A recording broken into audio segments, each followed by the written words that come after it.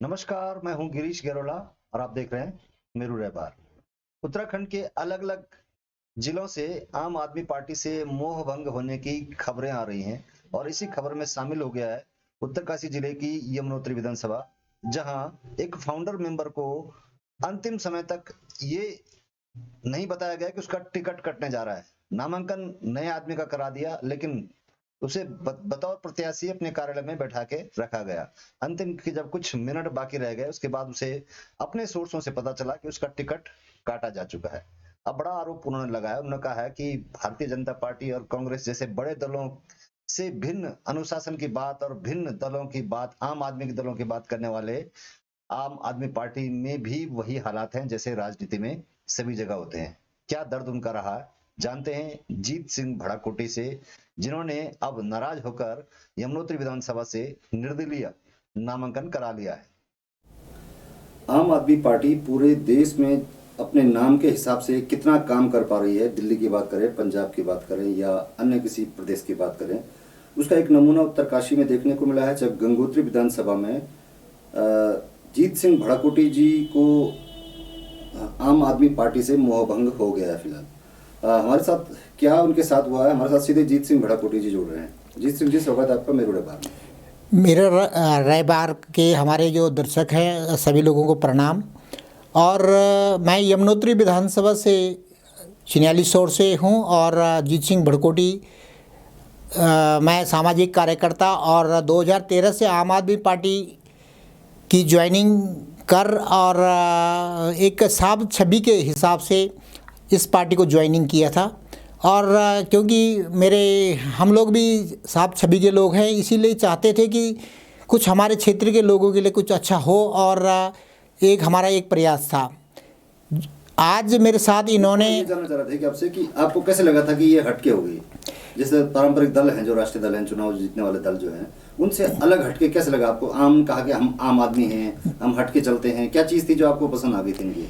मेरे को यही बात आई थी कि जैसे लोगों के लिए जो साधारण लोगों को ये टिकट देना या साधारण लोगों से स्वच्छ छवि के लोग हों और जो लोगों के लिए, आम लोगों के लिए इन्होंने जो शिक्षा और स्वास्थ्य की जो बातें की है, उस आधार पे हम लोग जुड़े थे कि चलो आम लोगों के लिए कुछ अच्छा हो, स्वस्थ छवि या भ्रष्टाचार मुक्त के हों। कि हुआ ये था कि यमुनोत्री विधानसभा में फाउंडर मेंबर रहे हैं जीत सिंह भड़ाकोटी जी, जो लंबे समय से तमाम जो स्थानीय मुद्दे हैं उनको लेकर के संघर्ष करते रहे हैं और आम आदमी पार्टी ने उनको भरोसा दिलाया था, क्योंकि फाउंडर मेंबर थे। उस वक्त खोजे आदमी नहीं मिले थे, आम आदमी को एंट्री नहीं मिल पा रही थी, प्रदेश में जिलों में कहीं एंट्री नहीं मिल पा रही थी। उस वक्त पर जीत सिंह भड़ाकोटी जी ने आम आदमी का झंडा थामा, वहां से तब से उनको ये भरोसा दिलाया जा रहा था कि यमुनोत्री विधानसभा से उनको विधानसभा का टिकट दिया जाएगा और अंतिम समय तक ये स्थिति बरकरार रही। यानी उनको बताया भी नहीं गया कि उनका टिकट काटा जा रहा है। नाराजगी इसी बात को लेकर के है कि अगर टिकट बदलना था तो उनसे मिलकर उनकी सहमति के आधार पर ऐसा कुछ किया जा सकता था, लेकिन ऐसा कुछ हुआ नहीं। चलो जानते हैं क्या हुआ। ऐसे आपको कैसे पता चला कि आपके साथ कुछ घट रहा है, अंदर खाने कुछ चल रहा है, अन्य राजनीतिक दलों की तरह यहाँ पर भी कुछ चल रही है, सेटिंग चल रही है? जी, मैं 10 दिन पहले मुझे देहरादून बुलाया गया। राजीव चौधरी जी सह प्रभारी है, उनसे मैंने सिद्धार्थ अपार्टमेंट में बात की है और वहाँ से उन्होंने कहा कि आप नॉमिनेशन की तैयारी कीजिए और हम आपको टिकट दे रहे हैं। यहाँ पे आने के बाद यहाँ पे जिला प्रभारी विचित्र राज जी हैं और इन लोगों ने मेरे साथ सारा षड्यंत्र रचा। मुझे 6 दिन से डमी कैंडिडेट और मेरा दोनों लोगों का नॉमिनेशन किया। जो डमी कौन था? डमी विजय प्रकाश भट्ट जी थे, जो कि चिन्याली शोर में आइडिया के डीलर हैं जी। और उन लोगों का भी हम लोगों ने फॉर्मेलिटी पूरी की, अपनी भी फॉर्मेलिटी पूरी की और जो भी सिक्योरिटी वगैरह ये सब व्यवस्थाएं हुई। लेकिन लास्ट समय में जब आखिरी दिन था, उस दिन इन्होंने मुझे ऑफिस में बुला के रखा कि आप ऑफिस में आइए, हमारा वकील वहाँ पे एडवोकेट जो पार्टी का है वो वहाँ पे आ रहा है। कौन से दिन, कौन सी तारीख को? 28 को? ये 27 तारीख को। 28 तारीख थी ना लास्ट में। जी जी। ये 28 तारीख की बात है और उन्होंने मुझे वहाँ पर बिठा के रखा कि भाई नहीं आ रहे हैं, एडवोकेट हमारे आ रहे हैं, उनको आपकी फ़ाइल जांच करेंगे और उसके बाद आपको हम सिंबल दे देंगे और उसी में अटैच करके वो आपको AB फॉर्म देंगे। लेकिन वो आए नहीं। जब 3 बजने को थे, 2:30 बज गए थे, तब जो हमारे इनके पार्टी के एडवोकेट थे वो किसी अन्य प्रत्याशी को इन्होंने घोषित कर दिया और उनका नॉमिनेशन कराने के लिए रिटर्निंग अधिकारी के पास गए हुए थे। और मुझे तब तक हमारे समर्थकों ने किसी ने फ़ोन किया कि यहाँ पे तो नॉमिनेशन हो गया, आप वहाँ पे क्या कर रहे हो पार्टी कार्यालय में। तो तब मैं आया तो तब मुझे पता लगा और मैं सीधे अंदर गया और मैंने अपनी जो हमारी फाइल थी मैं वहाँ पे पेश हो गया। उनका जो षड्यंत्र था वो बहुत गहरा था, बहुत अंधेरा था, जो कि मुझे नहीं पता लगा, क्योंकि हम लोग ईमानदार छवि के लोग हैं, साफ़ सुथरे छवि के लोग हैं, ऐसी विचारधारा के नहीं हैं। तो जब मैं अंदर गया तो उसके बाद इन्होंने जो मुझे ये कहा कि नहीं, आपका डमी कैंडिडेट के रूप में आप चले जाओ और हो जाएगा, उसका कैंसिल हो जाएगा, आपका ही हो जाएगा। इनकी मेरा जो टिकट था सारा ही ऐसी योजना थी कि ये किसी भी रूप में नॉमिनेशन ना कर पाए, निर्दलीय के रूप में भी निर्दलीय के रूप में भी नॉमिनेशन ना कर पाए। मतलब ये इतना बड़ा षड्यंत्र था। तो मैं अंदर गया तो वहाँ पे मैंने अधिकारी से जब कहा कि उन्होंने कहा भाई आपके पास तो एबी फॉर्म नहीं है और सिंबल इसका है नहीं, तो आप बताइए। मैंने कहा, उन्होंने तो कहा था कि हमने अंदर दे दिया। तो दूसरा जो कैंडिडेट है, मैंने कहा देखिए उसमें वो नाम होगा तो ठीक है। तो उन्होंने उसमें भी मेरा नाम नहीं डाला हुआ था, सेकंड के रूप में भी। तो फिर मैंने निर्णय लिया, मैंने उनसे विचित्र राज से फ़ोन किया। मैंने कहा भाई क्या मेरे साथ क्यों षड्यंत्र रचा जा रहा है ऐसा। तो उन्होंने बोला नहीं वकील कहाँ है वहाँ पे, वो तो बाहर आ चुके थे। तो मैंने फिर उसके बाद जो विचित्र, मैंने कहा ठीक है फिर मैं स्वतंत्र हूँ, मैं निर्दलीय उम्मीदवार बनूंगा। तो उनके जो सहयोगी जो दिल्ली से ऑब्जर्वर आ रहे थे, जिन्होंने सिंबल काटना था, देना था, तो उन्होंने मुझे फिर कहा कि भाई आप कार्यालय में आ जाइए, आपको जो खर्चा पानी हम दे देंगे, ये सो वगैरह जो भी होगा।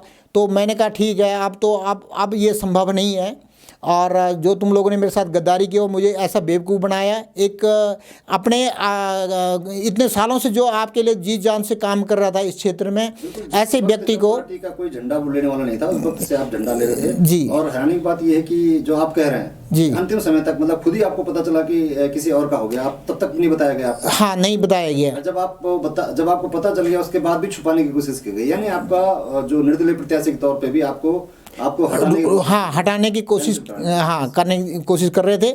और फिर भी मैं नहीं माना, और क्योंकि मेरे साथ जो समर्थक थे उन लोगों ने भी मैंने उनसे फ़ोन किया भाई अब क्या कर सकते हैं बताइए, मैं निर्दलीय भरूं या वैसे कैंसिल कर दूं। तो उन्होंने मुझे कहा कि आप निर्दलीय चुनाव लड़िए, हम आपके साथ हैं और हम आपके साथ रहेंगे।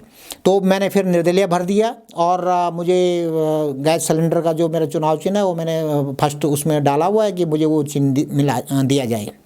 अच्छा, तो आपको क्या लगता है कि ये ऐसा हुआ क्यों है? पहले तो आपको सबसे बड़ी पहली बात ये है कि आपको बड़ी चोट लगी होगी, क्योंकि आपको जो पारंपरिक दल है बीजेपी कांग्रेस, उसमें तो उठापटक चल ही रही है, यहाँ से वहाँ आना जाना चल रहा है, आरोप लग रहे हैं टिकट बिकता है, ये सब चीज़ें चल रही हैं। लेकिन एक दल में जिसमें आपको उम्मीद थी, जब वो उम्मीद टूटती है तो बड़ा बुरा लगता है, डेफिनेटली बुरा लगता है। बिल्कुल, बहुत कहाँ क्या ये भी उसी रास्ते चल रहा है क्या, ये दल भी? बिल्कुल, क्योंकि हमारे कोठियाल जी से भी मैं एक दिन पहले शाम को मिला, उनसे भी फ़ोटो खिंचाई थी और उनसे भी बात किया था, मैं नॉमिनेशन कर रहा हूँ। तो उन्होंने कहा ठीक है नॉमिनेशन आप करो। तो लेकिन ये बीच में क्या षड्यंत्र रचा है, देखो दिल में तो बड़ी चोट लगती है, सभी लोगों को लगती है कि इतनी देर से हम लोग काम कर रहे हैं और ये लोग इतना हम लोगों को निराश करेंगे। मतलब ये तो एक सरेआम जो भ्रष्टाचार का नंबर 1 नमूना है, वो नमूना पेश किया इन लोगों ने कि ये पहाड़ियों को बेवकूफ़ बनाते रहो और हम राज करते रहेंगे। मुझे तो यही लगा है, क्योंकि पहाड़ी को ये बेवकूफ़ बनाने का सबसे बेहतर इन्होंने काम किया है। सबसे मुझे लगता है कि जिस तरह से एंट्री नहीं हो पा रही थी, लोग खासतौर से पहाड़ी क्षेत्रों में इनको प्रवेश नहीं करने दे रहे थे, उस वक्त किसी न किसी रूप से पहाड़ियों को पकड़ा गया, सामान्य छवि के लोगों को, अच्छी छवि के लोगों को पकड़ा गया। जैसे उन्हें लगा कि उनको कुछ और मिल गया है तो फिर उन्होंने पटकनी देनी शुरू कर दी। आपको क्या लगा कि इसमें जो बदला गया कैंडिडेट किस वजह से बदला गया होगा? क्या उनको क्या खास लगा उसमें जो आपके पास नहीं था? ऐसा है सर, मैंने तो यहाँ पे बहुत सारे आंदोलन किए हैं और क्षेत्र के लोग सब जानते हैं, बड़े कई चीज़ों पे मैंने सामाजिक तौर पे काम किया है और मेरे को नहीं लगता है कि वो उम्मीदवार कुछ उस रूप का है, वो तो ना के बराबर है आज की डेट में। लेकिन उनको लगा कुछ नहीं है, मुझे तो यही लगा कि उन्होंने या तो खरीद फरोख्त चली होगी या इन लोगों को ख़रीदा गया होगा या कुछ न कुछ ऐसा षड्यंत्र था कि या किसी अन्य प्रत्याशी ने इनके साथ सांठगांठ बनाई या क्या हुआ, ये बहुत ही क्योंकि इनका जो एडवोकेट है वो भी उसमें संलिप्त था, क्योंकि उनकी भी हमारे पास एक ऐसी क्लिप है कि जिसमें वो बात कर रहे हैं कि नहीं उनका तो होएगा ही नहीं, उनका तो निर्दलीय भी नहीं होगा, हो ही नहीं सकता है, क्योंकि उनके पास तो बहुत कमियां हैं। और जबकि मेरे पास कमियां कुछ नहीं, हमारे पास तो बिल्कुल सभी चीज़ें सही थी। और आज मुझे रिटर्निंग अधिकारी ने मुझे चुनाव लड़ने की अनुमति भी दे दी है। तो फाइनली क्या कहेंगे मतदाताओं से कि आपके साथ धोखा हुआ है, क्या हुआ है, और किस तरह से सचेत रहने की ज़रूरत है लोगों को, क्योंकि जो आपकी अपेक्षाएं टूट जाती हैं, आपकी उम्मीदें टूट जाती हैं किसी दल से, तो किस तरह से मतदाताओं से अपनी पीड़ा बताएंगे कि आपके साथ किस तरह से गलत हुआ, किस तरह से सतर्क रहें वो लोगों की बातचीत से। मैं भी सभी जो हमारे उत्तराखंड के भाइयों को कहना चाहूँगा कि जो हमारी पहाड़ की मासूमियता है उसको बचाए रखने के लिए हमें ये बाहरी दलों को बिल्कुल सहयोग नहीं करना होगा, क्योंकि आप समझ सकते हैं कि जो 8-10 साल से झंडा डंडा बोक रहा था वो आज हताश है, मायूस है। और इनकी कारनामों की वजह से हम लोगों को भी सबक मिला है कि आज के बाद मैं स्वयं की अपनी बात करता हूं कि मैं ऐसे दलों के साथ कभी नहीं हूँगा। और जो हमारे जो पहाड़ के जो दल हैं, हमारे यहाँ उत्तराखंड के जो निर्दलीय लोग हैं उनको सहयोग कीजिए, या जो अच्छे लोग हैं उनको सहयोग कीजिए, क्योंकि दल बड़ा नहीं है, व्यक्ति बड़ा है। और अगर वो अच्छा सोच रखता है, अच्छी अपनी कार्य की शैली रखता है आम जनमानस के लिए, तो उसका सहयोग ज़रूर करें और अपने पहाड़ी भाई को जिताएं। तो कह सकते हैं कि जिस तरीके से जब आम आदमी पार्टी का संगठन बन रहा था उस वक्त दिल्ली में केजरीवाल ने भी काफ़ी बड़ी घोषणाएं की थी, वो अब धरातल पर नहीं निकल पा रही हैं। कई चीज़ें हैं जो सिर्फ बयानबाजी तक रह गई हैं। तो कह सकते हैं कि राजनीति की अपनी मजबूरियां हो सकती हैं, लेकिन जिस तरह से आम लोगों को की भावनाओं के साथ खिलवाड़ किया गया है वो कहीं ना कहीं चिंता की बात हो सकती है भारतीय, खासतौर से उत्तराखंड की राजनीति को लेकर। तो हमारे साथ भड़ाकोटी साहब जुड़े थे जो यमुनोत्री विधानसभा से दावेदारी कर रहे हैं। जीत सिंह जी, आपका बहुत बहुत धन्यवाद। जी धन्यवाद।